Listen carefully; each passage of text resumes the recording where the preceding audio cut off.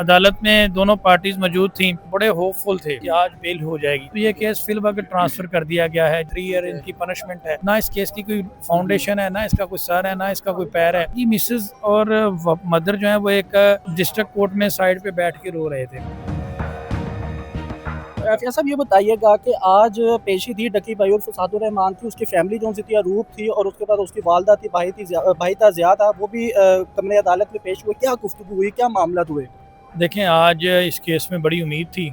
सुबह तकरीबन 11:30 बजे early in the morning legal team भी अदालत में मौजूद थी, हम लोग भी अदालत में मौजूद थे और नेशनल साइबर क्राइम की जो टीम है वो भी अदालत में मौजूद थे। इन्वेस्टिगेशन ऑफिसर पुलिस फाइल लेकर आए हुए थे साथ।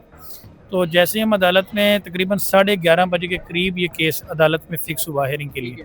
तो जैसे ही हम अदालत में पेश हुए तो अदालत में दोनों पार्टीज मौजूद थी, बड़े होपफुल थे कि आज बेल हो जाएगी। तो जैसे हम अदालत में इस केस के ऊपर आर्गूमेंट स्टार्ट हुए तो स्टार्ट में ही ऑनरेबल कोर्ट ने ऑर्डर लिखवाना शुरू कर दिया और उन्होंने कहा कि कुछ ज़ाती वजूहात की बुनियाद पर ऑनरेबल कोर्ट इस केस को नहीं सुनना चाहती और ये केस जो है वो फॉरवर्ड किया जाता है ऑनरेबल चीफ जस्टिस साहिबा को कि वो किसी भी बेंच को मार्क कर दें, जो कोई भी अदर बेंच है उसे मार्क कर दें कि वो इस केस की समाअत करें। तो ये केस फिलहाल ट्रांसफ़र कर दिया गया है। जस्टिस फ़रूक हैदर साहब ने इसको सुनने से माजरत कर ली है। अब क्यों की है ये हम नहीं जानते। उसके बाद बहरहाल मैं ये कहूँगा कि डक्की की जो फैमिली है वो काफ़ी ज़्यादा डिसअपॉइंट थी कि क्यों ऑनरेबल कोर्ट ने इस केस को सुनने से माजरत की। काफ़ी ज़्यादा होपफुल थे।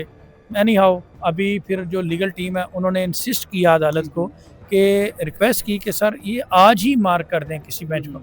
तो जिस पे ऑनरेबल जस्टिस साहब ने फरमाया कि इसमें मेरा ये प्रेरोगेटिव नहीं है, ये प्रेरोगेटिव ऑनरेबल चीफ जस्टिस साहबा का है कि वो इसको आज हियरिंग के लिए फिक्स करें, कल करें, जब भी करें। आप जब ये फ़ाइल थोड़ी देर में विदिन 15 मिनट वहाँ पे चीफ जस्टिस साहबा की अदालत में पेश की जाएगी तो आप वहाँ जाकर रिक्वेस्ट कर सकते हैं, अपनी रिक्वेस्ट फॉरवर्ड पुट कर सकते हैं बिफोर ऑनरेबल कोर्ट। लेकिन क्या मामला आपको लगता है जिस वजह से समाअत जो सी थी वो मुकर्रर हुई लेकिन माजरत कर ली जुडिशल की तरफ से? देखें, ये कोई बैकडोर कोई वजूहत बनी है ऐसी जिसकी वजह से जज साहब ने माजरत की। अब हम तो नहीं जानते कि क्या वजह है, लेकिन ये है कि कोई ना कोई वजूहत तो होंगी ना जिसकी बुनियाद पर ऑनरेबल कोर्ट ने इसको सुनने से माजरत कर ली है। और खैर एनी हाउ अभी ये थोड़ी देर में किसी और बेंच को मार्क हो जाएगा। Let's see. अच्छा ये बताइएगा कि इस केस की नौयत आगे क्या देखते हैं? अगले भी जो भी समाअत है वो डकी साहब खुद भी पेश होंगे हाई कोर्ट में, तो आगे क्या पूरी उम्मीद लगता है ये केस? यार सिचुएशन तो आपके सामने है। अब इसमें हम बता के थक चुके हैं। ऑनरेबल सुप्रीम कोर्ट के डिसीजन है कि जो ऑफेंसेस लेस देन 7 ईयर जिनकी पनिशमेंट होगी वो बेलेबल कंसीडर होंगे at the time of post rest bail. तो ये तो एक तरह का बेलेबल इन नेचर ऑफेंसेस हैं। 3 ईयर इनकी पनिशमेंट है। कोई क्लियर कट एविडेंस नहीं है, फर्दर इंक्वायरी का मैटर है। किसी चीज़ में क्लैरिटी नहीं है। इन्वेस्टिगेशन सारी मशकूक हो चुकी है।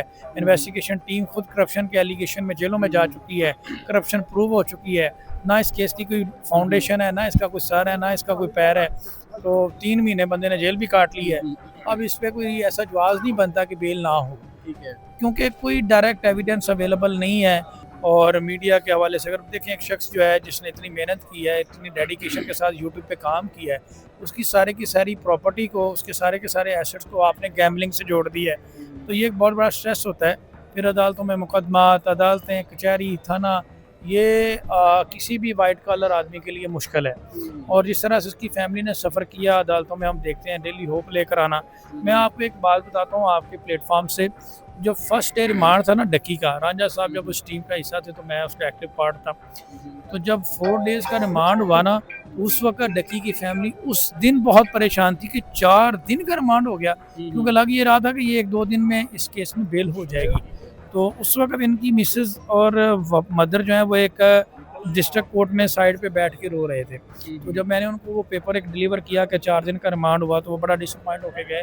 और 4 दिन कहाँ और 22 दिन कहाँ और फिर 90 दिन कहाँ, और फिर मीडिया का प्रेशर, तो परेशान तो इंसान होता है। और फिर मीडिया के कुछ दोस्त जो हैं मीडिया ने बड़ा अच्छा रोल प्ले भी किया, लेकिन कुछ दोस्तों ने जैसा कि मीडिया पे जाते हुए रास्ता रोक लेना। अब किसी फीमेल का यार रास्ता रोकना तो मुनासिब चीज़ नहीं है। अगर कोई बंदा due to some personal matters issues नहीं कोई देना चाहता इंटरव्यू, और फिर अरूप के हवाले से अगर बात की जाए तो उस वक़्त उनकी बेल पेंडिंग थी। जब उनका मैटर सब जुडिस बिफोर कोर्ट है, वो उस पे क्या बात करे, कोई भी स्टेटमेंट उसके अगेंस्ट जा सकता है। तो इस वजह से वो लोग अवॉइड करते हैं। अदरवाइज़ वो मीडिया को रिस्पेक्ट देते हैं, खुद डकी एक व्लॉगर है और मीडिया के दोस्तों को रिस्पेक्ट देते हैं, ऐसी बात नहीं है। तो इस वजह से जो इस तरह की चीज़ें जो होती हैं ना, वो फिर मुश्किल क्रिएट करती हैं।